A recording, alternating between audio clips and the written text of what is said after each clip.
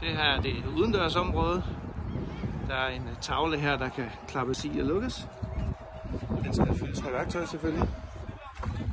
Vandfaste plader. Et vask til, hvis man skal arbejde med det.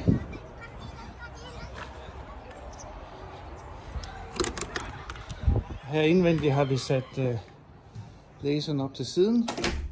Grillepaneler i baggrunden. Masser af opbevaringsplads i store mængder.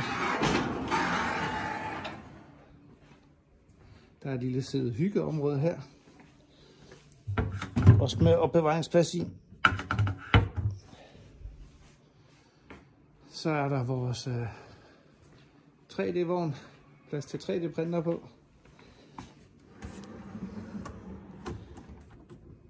Så har vi sat en vægplads op her, og der er sådan lidt hygge her.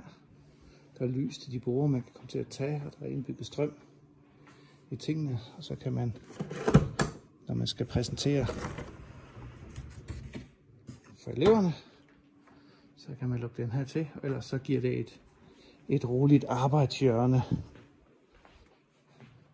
for eleverne herovre i baggrunden. Så det er det nye Makerspace her på Storebæltsskolen.